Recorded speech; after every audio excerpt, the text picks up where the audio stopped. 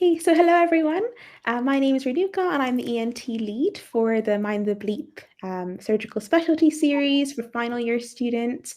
And today we've got Dr. Aisha Abdul Hamid, who's one of the consultant ENT doctors at Oxford University Hospitals. And she's going to be speaking to us today about assessment of dizziness and vertigo. And it's a really high yield topic for finals. So thank you all so much for joining, and we really hope you enjoy the session. Thank you so much, Renuka. I hope you all enjoy this session. Dizziness is often a very complex topic. In fact, most ENT surgeons, if they see a referral in their clinic of dizziness, they get worried and start panicking and try and pass it on to one of their balance specialists. So it's great that you're attending this session out of hours. I'm just going to share my slides and hopefully we can get started. Perfect. So I'm hoping that you can see my screen. So I'm just going to give you a brief overview on dizziness and kind of talk about some of the main conditions that we see in ENT. But actually, if you were to ever go to a balance clinic, dizziness, vertigo clinic, you'll get lots of different diagnoses. And that's because, as I said, it's a difficult topic. And sometimes it's not clear what the diagnosis is. And therefore, some of the conditions are going to be ENT related, some are going to be neurological related, some possibly ophthalmology. There are loads of different differentials. And you'll get them all into your clinic because it's so hard to try and unpick what the problem is. So we're going to cover dizziness, vertigo, balance problems, whatever you want to call it. We'll try and unpick it and go through it. And some of the main conditions that I'm going to talk about is benign paroxysmal positional vertigo, BPPV, which you've probably heard of, and Meniere's disease. So I want to go through the ear just in brief again, just to try and orientate you. So you've got your outer ear. It's very uncommon that conditions in the outer ear will cause dizziness. You've got your middle ear, which is anything beyond the eardrum, but before the inner ear, which is where the stapes, the third bone of hearing, attaches to the inner ear. Okay, so this area is all your inner ear. You've got your eustachian tube, and then you've got your cochlea, which is your hearing organ, and then you've got your balance organs, your semicircular canals, and then your sacral and nuchal, which are also part of your balance organs. Okay, so sometimes actually pathology within the middle ear can have an impact on the inner ear, which can also have an impact on dizziness. Okay, so they're just some of the things that can occur in the ear that can cause you problems. Okay, so balance issues isn't necessarily vertigo. The term vertigo is used for us in ENT is when patients describe the feeling that the room is spinning or that they're spinning. So that's vertigo. But patients don't know that. They will tell you, I've been diagnosed with vertigo, which is not a diagnosis, that's a symptom. Or they will describe all other different problems as vertigo. Or sometimes they describe off balance or sort of balance issues as vertigo, vertigo as off balance.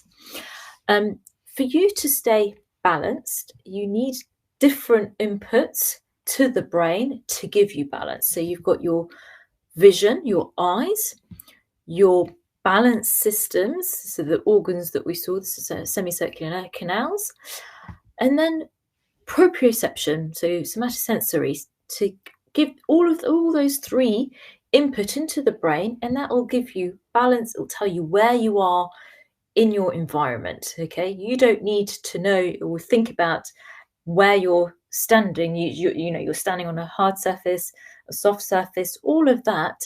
You don't need too much thinking day to day, because all of that is kind of a reflex. Okay, it's a balance reflex. So sometimes when we take away one of the three, so for example, if we take away somebody's vision, they will feel off balance. Or if their proprioception is poor, they're going to feel off balance. And of course, if they have problems within the balance organs themselves, that can again give you balance problems, but not necessarily vertigo, which is the sensation that you're spinning or the room is spinning. So you've got this important reflex, which again kind of inputs into all of this previous slide that we've talked about, the vestibulo-ocular reflex. This is a really important reflex because, for example, you turn your head in one direction, you want your eyes to move the other direction to try and stabilize on an image. Okay, for example, if you're running and your head is constantly bouncing, usually your vision does not bounce dramatically because of your vestibulo-ocular reflex. Okay, so it's not just turning your head side to side, it's also up and down. Okay, and you can look at your screen that you're watching now, turn your head quite rapidly, but you've still got a relatively stable image. Okay, and that again is because the head is turning and you're getting that reflex. So the balance organs, it can sense where you're turning your head because of these little ampules, basically these little hairs in the balance organs. You turn your head, it tells the head that these hairs have moved to a certain direction. That will then fire going to the brain, that will then go to the eye. So again, you see how basically things aren't working in isolation, they're working as a system to give you all of these little bits of information. So if you have a problem with the eyes, again, a problem with the balance organs, you can see how you will have problems. Okay, so this is a mind map created by one of my colleagues, Angus Waddle at Great Western, and I find this really, really useful because it really gets you to think about all of the other factors and not just focus on the ear. So think about the other different things, because often, especially if you're in a specific subspecialty, you're probably most comfortable with that area, so the ears. But we do obviously have to think about the other things because, as I said, it might be difficult for the GP or the A&E doctor, whoever is referring into your clinic, to figure out what the problem is. Most people, as I said, don't enjoy dizziness. So when they come to you, even if you're the ENT person, you need to try and help that patient and figure out what the problem is, even if it's not related to your subspecialty, rather than just saying, well, it's not an ear problem, I'll send you back to whoever referred you. Okay, so we talked about the vision. So ask them if they've got any visual problems, they need glasses. Is it a problem that's happening just in the dark? Some patients will tell you that just in the dark, they have significant problems, and then that's triggering. Oh, is it maybe something else that's causing, for example, proprioceptions when they've lost one balance or one system for their balance? Is something weaker, and that's why they're struggling. Okay, low vitamin B12. Alcohol, obviously diabetes can have an impact on proprioception and the sensation in the feet. Ears we'll talk about a little bit in more detail later on. And then it's not uncommon that as we age, we can get things like small vessel disease, cerebral atrophy, and that can also have a general impact on balance because your brain function isn't working as well as it should do. Of course, there's cardiac issues. So sometimes lightheadedness is described as vertigo or balance problems. So you should think about postural drop, syncope, palpitations, all of that can have an impact.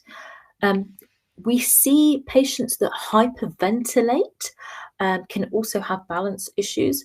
And sometimes they might have had a specific insult to their balance organ, for example, BPPV or labyrinthitis, and that resolves, but later on, because of that anxiety, their symptoms persist. So again, that you need to investigate these causes. And neurological problems and vascular problems like such as stroke, they're big issues that you really need to also address and think about, especially if the patient presents acutely to A&E. You want to try and think, is this labyrinthitis, which is obviously a horrible condition, but a benign condition, versus a stroke, which needs to be treated much more seriously. Okay, and then medication in general can have an impact. A lot of the patients, sometimes when they have general dizziness problems, are given things like prochlorperazine or Stemetel, another name for it, And that medication is a vestibular sedative. So it works really, really well if they've got severe spinning, and every time they move their head, they get severe spinning, they have nausea, vomiting. Obviously, that's significant symptoms. You want to give them something for that, so you give them a vestibular sedative such as prochlorperazine. But if they're on that long term, that's going to have an impact on their balance too. Okay, and then again, this is just another diagram that I quite like of different ways of describing essentially balance or dizziness, and patients will give you all of these terms and all of them will come to your balance clinic, but they will have different meanings and often will lead to a different diagnosis. Okay, so that's why when a patient comes in, I always ask them, describe how you feel without using the word dizzy, which can be really challenging for them, and they sometimes use the word vertigo or off balance instead, but you really want to try and understand the symptoms, because just the history alone can give you lots and lots of information even before you've examined the patient. And a lot of these in-depth balance tests that we do are just confirming your diagnosis rather than giving you a diagnosis. And often there isn't one specific scan that you would do to be able to diagnose balance issues, of course, unless you're thinking that there's a neurological cause for that. So the history is really, really key, and take your time listening to the patient, really trying to understand what is happening without getting them to use all of these vague terms like, dizzy, vertigo, lightheaded. Really make sure that you understand what they're meaning by these terms, because the patients will use them interchangeably. Okay, so when I go and take a history, I want to know exactly the first episode, the first time that this happened. And sometimes it can be quite difficult because some patients will have problems for over 20 years and they still do not have a clear diagnosis. But sometimes that episode that happened 20 years ago is actually really key and will give you the answer. So you want to know the first episode, what happened, a typical episode, and how often it's happening. Okay. So the other symptoms that you're going to ask, especially if you're thinking, is this ear-related? Do they have associated hearing loss? Is this positional? So is it sat down, stood up? Is it head position? Dark room, light room? Headaches are a significant factor, and tinnitus. Okay. And again, with tinnitus, they might have tinnitus all the time. Is it getting louder? The nature of the tinnitus might give you more information. And with any history, you of course take your past medical history and go through their medication. Go through their medication in detail, because sometimes it's a drug that they're taking that could be causing their symptoms. And then when you examine them in clinic, gait, of course, is really important. So you sometimes you might want to call the patient if they're in the waiting room yourself, because that gives you a good idea as to what's happening. Are they using a stick? Are they everywhere? Or are they quite comfortable most of the time and there are no significant issues, but occasionally they will have their symptoms? Okay. You, of course, have to examine their ear, because sometimes you're not expecting an ear pathology. They've not got any hearing problems, but you do see a problem. So such as maybe cholesteatoma that's having an impact, or even glue ear can cause balance issues. Eye examination, and when I say eye examination, you're not going to do a Snelling chart or anything like that, but you're just going to check for nystagmus. But if you've got any concerns with their eye, then you're going to obviously get the correct teams involved. So you might want the ophthalmologist.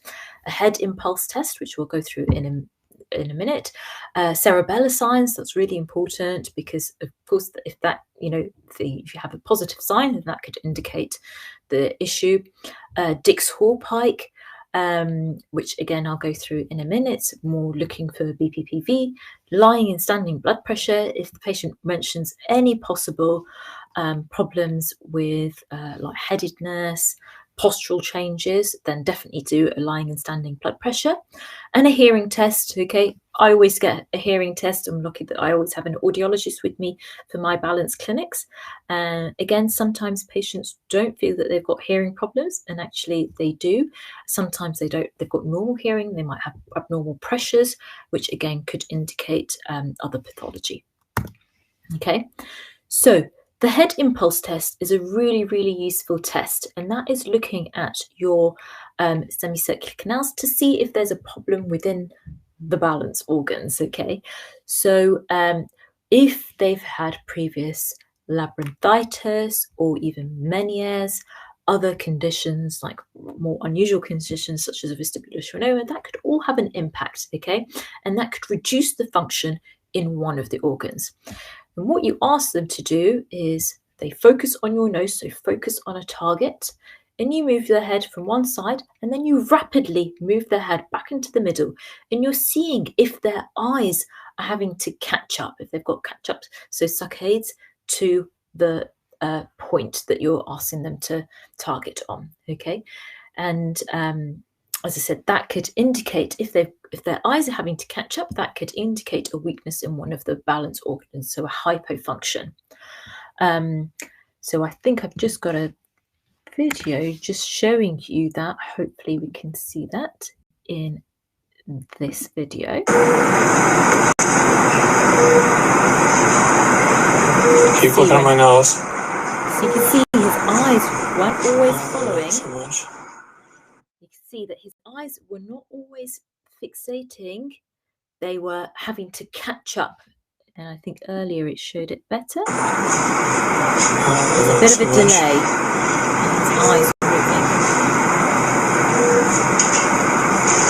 That was a pretty good one. Even that was... Okay. So we'll just go back to the slides. So yes, head impulse test is a really useful test, okay, but they shouldn't have that catch up. Some patients will actually tell you, when I move really rapidly, my eyes just don't feel like they're catching up. They take a few seconds, and that makes me feel disorientated, or I feel a few seconds of dizziness. And you know, just from that history, as I said, the history tells you a lot, that they probably have some balance weakness. And when they have that, it'll be certain movements that they will do that will really catch them out, and then they'll feel off balance. And then basically that's your diagnosis, vestibular hypofunction. Okay, so we've just looked at that. So I'll talk about one of the conditions that we see and we examine for is benign paroxysmal positional vertigo. Okay, benign because it's not cancerous, although for patients that do get it, it's really, really quite life-threatening, is significant. It lasts for a few seconds, but they really feel like they're going to die, or the symptoms are so severe that they want to die. And it's usually positional and paroxysmal, so only lasting for a short period. Positional, when they turn their head, so classically they'll say, I'm lying in bed, I turn to one side, and I get these, the room is severely spinning, it's really horrible, and it will settle after a few seconds. Okay, and often what will happen is that, for example, if it's always on when they turn to the right, they just won't turn to the right. They just won't do that movement.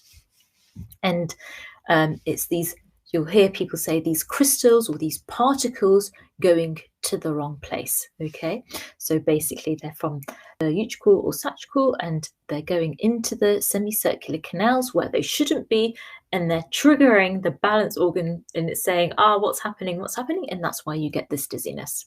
Okay, so we talked about, yes, it's rotational vertigo when lying down or turning to one side.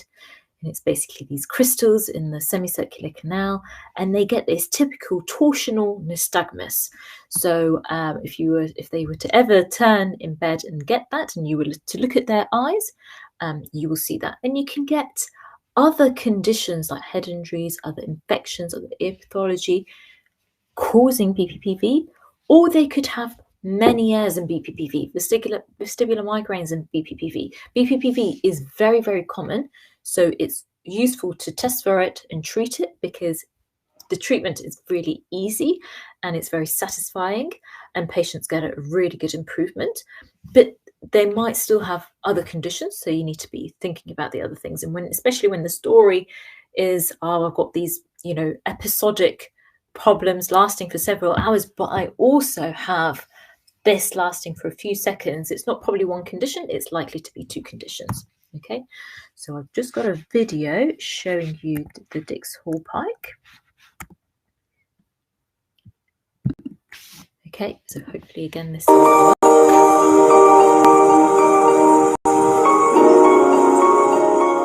The Dix-Hallpike maneuver is performed whenever BPPV is suspected of causing a patient's dizziness. So you get them to turn their head to The one head is side. turned 45 degrees and the body laid back such that the head is extended about 20 to 30 degrees. And you could do that with a pillow or at the end of the couch, okay, and you stabilize their head. But they really need to get their head in that position because you're really trying to get the crystals going to the semicircular canal to trigger the symptoms. And the Dix-Hallpike is a test, so it's basically an investigation. If BPPV is present, eye twitching called nystagmus will occur. See, that's an extreme version, but you'll see some nystagmus. And sometimes patients, you won't see nystagmus, but they've got the symptoms, and then we will still go on to treat it. But the twitching that rotates is called torsional nystagmus. Side-to-side eye twitching is called horizontal nystagmus. Eye twitching that goes up and down is called vertical nystagmus. The Dix-Hallpike maneuver is then repeated on the opposite side. Okay, so you'll see sometimes there's a slight delay in getting the nystagmus, so you don't rush it, you've got to wait, but it's only by a few seconds. And then you'll see the nystagmus, which will last for a few seconds. And if you were to repeat the Dix-Hallpike time and time again during that sitting, you won't see the nystagmus. Okay, that's just one of the signs of BPPV. Okay, so they'll often be like, this is horrible. Yes, these are my symptoms. That's what I'm getting. And then you can move on to do the Epley maneuver. The Epley maneuver is basically a treatment for the Dix-Hallpike. And we will do that at the same time. So we would have got the head back 45 degrees, okay, turned to one side. Only with head movement does fluid within the inner ear also move, informing the brain that a head turn occurred. However, should a crystal called an otolith gets displaced into the posterior canal of the inner ear, BPPV dizziness occurs. Fluid movement occurs due to the crystal rather than head turns, causing the brain to think movement has occurred even though nothing happened. When the Epley maneuver is performed to treat this posterior canal BPPV by trying... So you can see it starts exactly the same way as the Dix-Hallpike. So as I said, we would have got the symptoms, the patient would have said, loose crystal out of the canal. This maneuver is started by turning the head 45 degrees and the body laid back such that the head is extended about 20 to 30 degrees. The direction of this initial head turn is formally determined by the Dix-Hallpike maneuver. That said, the initial head turn is typically towards the side that more severely triggers the dizziness. If BPPV is present, eye twitching called nystagmus will occur. After 30 to 60 seconds, the head turn is turned 90 degrees to the opposite side and held for another 30 to 60 seconds. The head is then further rotated another 90 degrees, accomplished by having the patient turn onto their side, which is then held for another 30 to 60 seconds. At this point, the head should be turned 45 degrees from the horizontal. When performing this maneuver, another individual can help with these position changes. The maneuvers are then completed by having the patient sit back up. So what's going on with these positions? Okay, so basically you've got the crystals to go into the semicircular canal, and what you're trying to do is then move them out of the semicircular canal, and you've got to really take your time with each position. And sometimes just doing one treatment alone isn't enough, and they will need multiple sessions. Okay, and it becomes a bit different when you've got an elderly patient, because obviously getting them into that maneuver can be difficult, but there are other maneuvers. So it doesn't have to be the Epley maneuver. There are other maneuvers that you can do to try and again get the crystals in the right place. Okay, so one of the other conditions that you might have heard of or come across is labyrinthitis or vestibular neuritis. Okay, so labyrinthitis is the whole labyrinth, okay, the balance organs and the cochlea, the hearing. And when all of that's involved, so you get vertigo and hearing loss, that's what we describe as labyrinthitis. And vestibular neuritis is when you don't have a hearing loss, so no acute hearing loss, and no issue and problems with the balance. Okay, and labyrinthitis could be viral, could be bacterial, could be ototoxicity, for example, gentamicin. And then vestibular neuritis is the same, again, viral, bacterial, ototoxicity. Okay, and with that, the patients will typically describe symptoms lasting for several days, really severe vertigo that they can't move. Any movement of their head will trigger their symptoms. It's associated with nausea and vomiting, and you can imagine if you've been feeling that the room is spinning for several days, you're going to feel off balance for quite a while. Okay, and in those patients, when we do balance testing, we often will notice that they've got a hypofunction, okay, of their balance organ. Their balance organ function is reduced, and we can test that using the head impulse test that I showed you earlier, or there are other tests that you could do, such as calorics for patients. But you don't always necessarily need to do detailed tests. As I said, the calorics head impulse test is a pretty good test, and that can tell you that there's hypofunction. Okay, and then in those patients, as I said, you'd want to check their hearing as well, because it could be labyrinthitis where the whole organ is involved. And then sometimes the hearing can recover and improve. Sometimes it doesn't, but the balance organ, usually it doesn't just recover. Okay, once you've got a loss, you have a loss. But those patients wouldn't usually have long-term problems. For some, they can, and that could be anxiety related, but the vast majority of those patients, even if they have one balance organ that isn't working, with time they can adapt and they can have pretty much normal balance. They'll have slight, sudden, quick movements that will just catch them off guard, and they will feel a little off balance, but the vast majority of patients will go back to complete normal function without any issues. But sometimes you just need to try and get them there through intensive physiotherapy.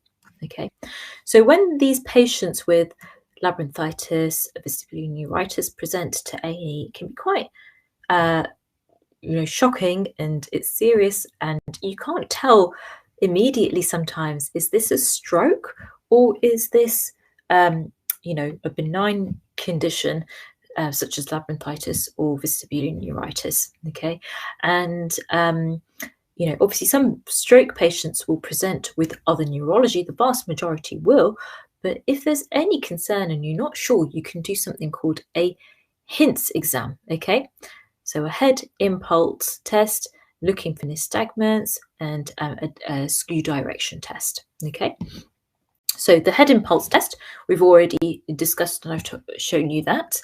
And if that's positive, so they've got the catch-up corrective saccades where the eye is catching up, you're thinking this is more likely to be neuritis, labyrinthitis. Okay. If the head impulse test is normal, so there's no catch-up and it's negative, then you're thinking, oh, okay, could this be a stroke? Okay. Then you check for nystagmus. Okay, so you ask the patient to look to one side, and is there any beating? And when you're checking for nystagmus, it's the fast beat direction that we describe as the direction.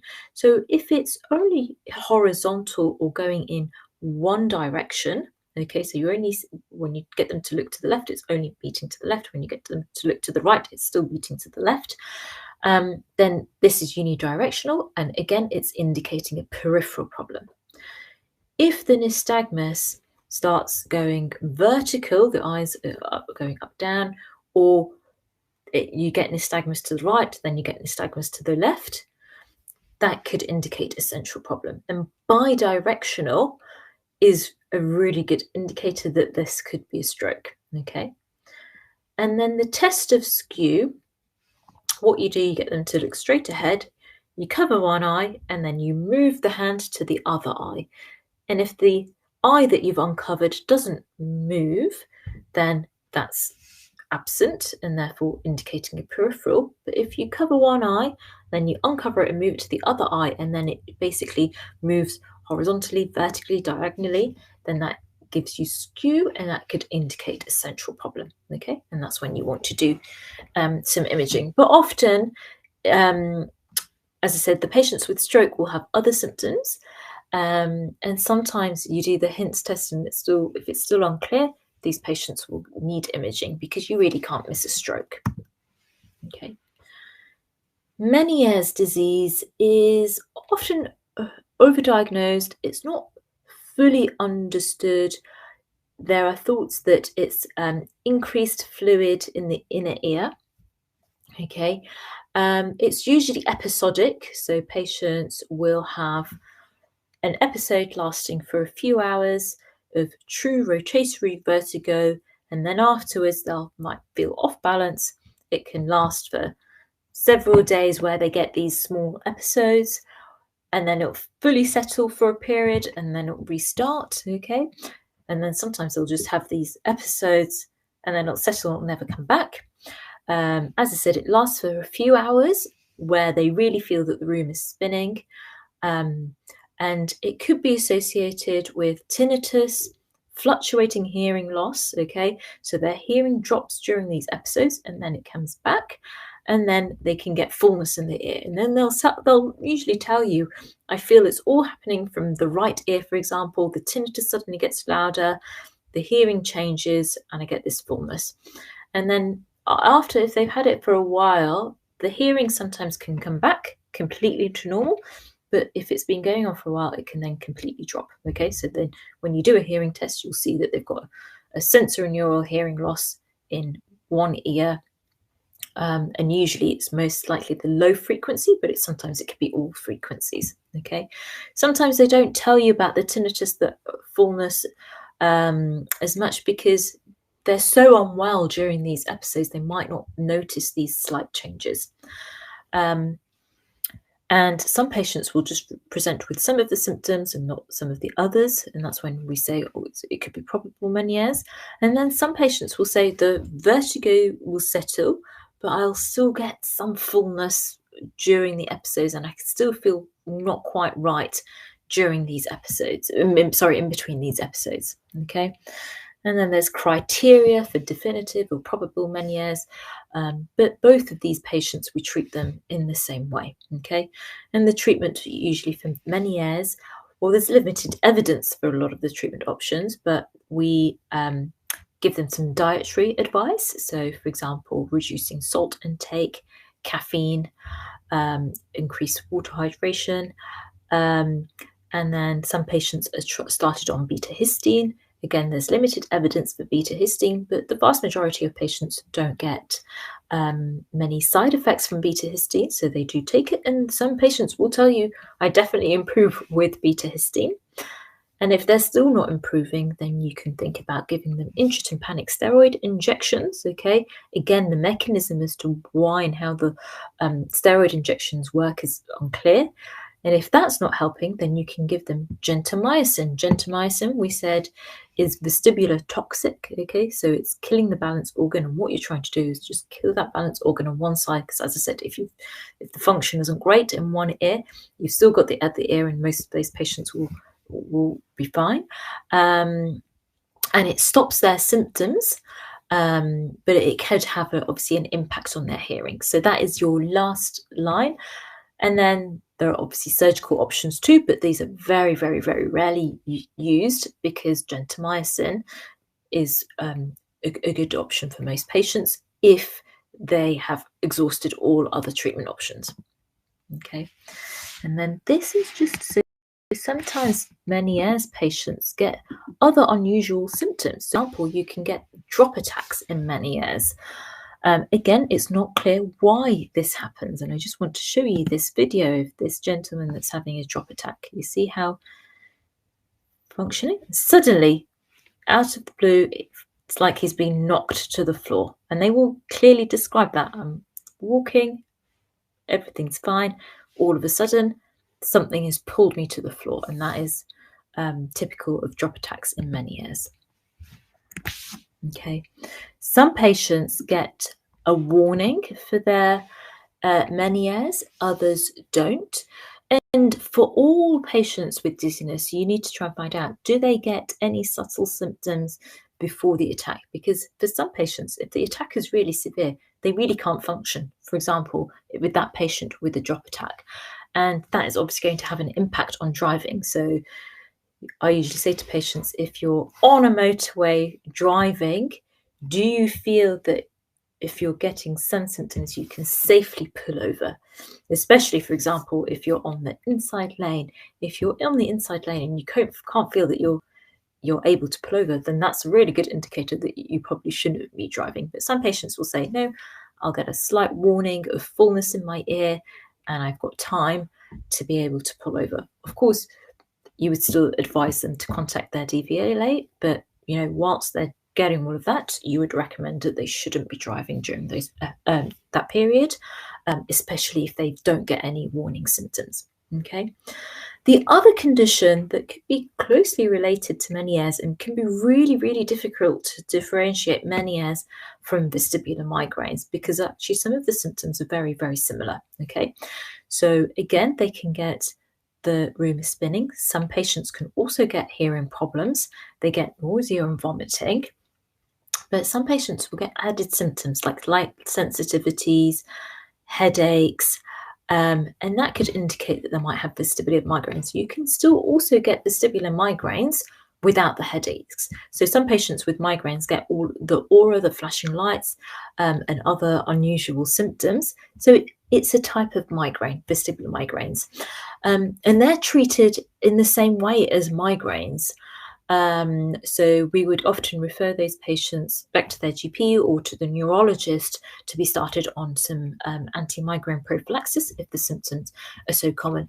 But sometimes, as I said, it can be really, really hard to tell, is it vestibular migraines or is it Meniere's? And it's not uncommon that we sometimes try one treatment, and if that doesn't work very well, maybe we'll try the other one.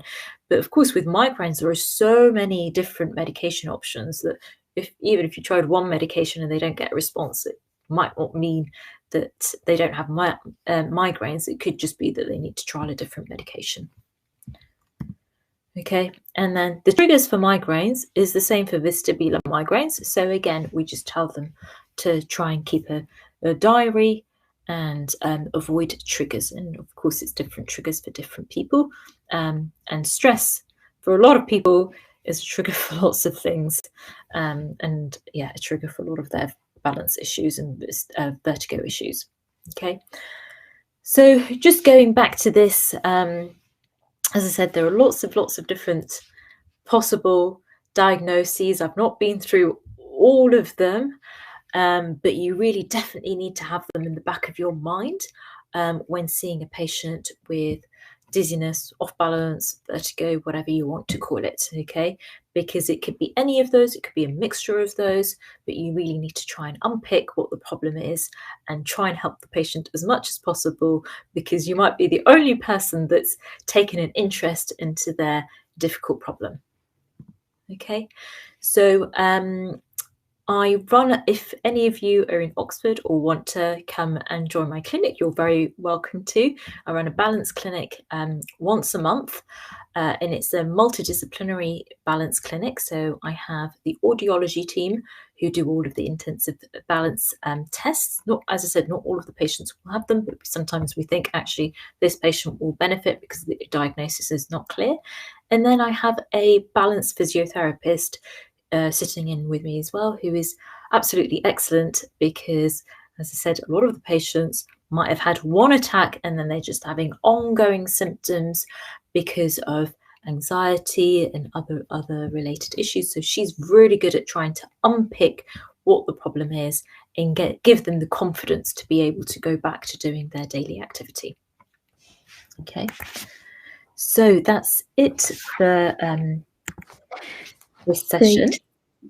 Thank you so much, Dr. Abdulhamid. That was really, really interesting and useful, and I think everyone will agree. I've just had one question on the chat, which was, Xiaowen asked, can you explain why the findings that you put on the slides indicate central versus peripheral problems? Is that for the hints exam? I assume. I assume so too. Thank you. Yes. Okay, perfect. Yeah. So the head impulse test. Sorry, I'll answer one question at a time. So the head impulse test is basically your vestibulo-ocular reflex, and if you've got problems within the balance system, the labyrinth, you're not getting that information across to the brain, and therefore you'll get that saccades. Okay, whereas the stroke is a different part to where that information is going to, so we don't expect that to be abnormal. Okay, nystagmus, it's not clear why, but central nystagmus can be any central cause can give you vertigo and bidirectional. It's not clear why, but the peripheral conditions always just give you horizontal nystagmus. They won't give you any other nystagmus. So if you see a patient with anything, so even when you do the BPPV, for example, and you see vertical nystagmus, then that's indicating that there might be something central going on. Okay, so it's always horizontal. And then the skew test, again, I'm not really sure why that happens in central and doesn't happen in peripheral. Okay. Great. That's really useful. The other one is, what is the profile of sensory neural hearing loss?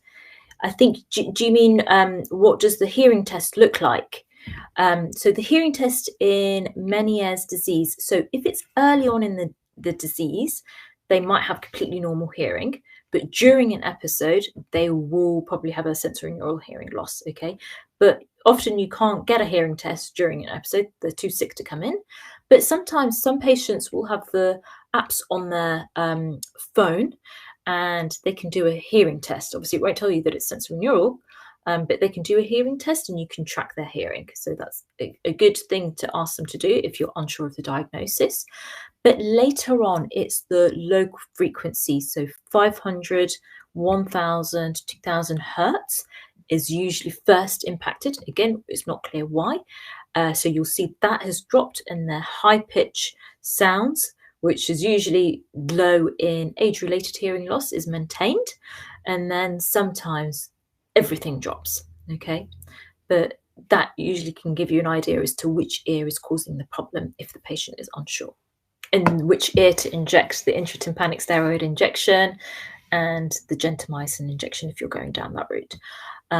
But sometimes patients can have Meniere's in both ears, and therefore you've got to be really careful about what treatment you're going to give, because you can't destroy two balance organs, because then they will have really poor balance. You have to have one good balance organ. And again, you know, if the hearing is down in both ears, worse in one ear, you need to be really careful about giving gentamicin to which ear.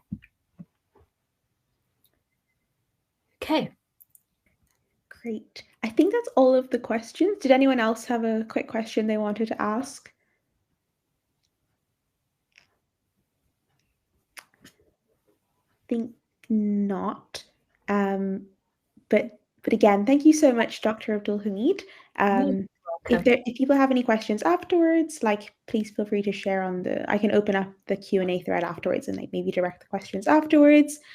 Actually, Sachi asked, is gentamicin? Yes. So gentamicin is mostly vestibular toxic, but it can be ototoxic. Okay, so certain mycins are more ototoxic, certain others are more vestibular toxic, and gentamicin is more vestibular toxic. So sometimes when we inject it, actually it doesn't cause a problem with the hearing, but you obviously have to consent and let the patient know. But it's mostly vestibular toxic, and that's why we use gentamicin. Interesting. So I think that's all of the questions. Thank you to Sachi. And yeah, thanks everyone for attending. Thanks so much, Dr. Abdul Hamid. We'll have another session next month and then another one after that. So yeah, please do come along, everyone. And yeah, thanks everyone. Thank you so much. Have a lovely evening. Bye. Thanks. Bye. Bye.